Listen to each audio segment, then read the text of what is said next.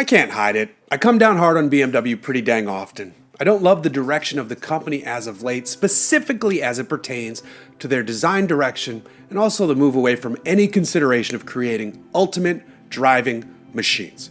However, the recently revealed BMW i Vision Dee is fun, funky, and the first BMW that has my attention in quite some time. It debuted at CES as a complete concept, but some parts of this thing are going to show up as features in other cars by 2025.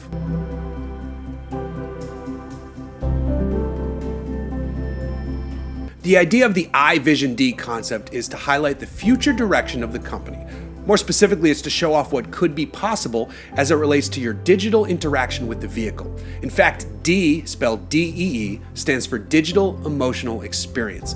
But this concept also shows off some design ideas for the future too, and BMW calls this next generation Neue Klasse. That should sound familiar to BMW fans, as the original Neue Klasse was the line of sedans and coupes built in the early 60s through the late 70s, and that includes the iconic and legendary BMW 2002. You can see some of the styling heritage at play here, and I have to say I'm extremely happy to see a return to something resembling this form.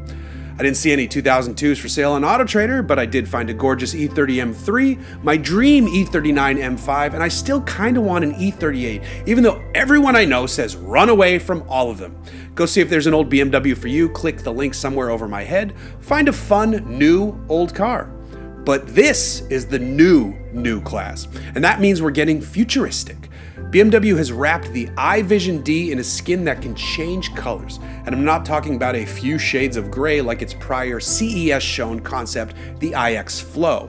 With the i Vision Dee, the exterior color can cycle through 32 different colors.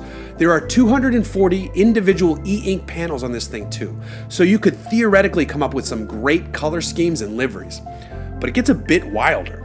BMW has incorporated the ability for the driver to create an anime-like avatar. This would display on the side window if someone approached the car. Honestly, as goofy as this sounds initially, people love plastering their Instagram handles on their cars now, which, by the way, I'm at Hooniverse Jeff if you wanted to follow. Sliding around the i Vision Dee, you can see not much. It's more sparse than a Model 3 in here, but that's because BMW wants you to use more voice commands and less touch to keep your eyes on the road.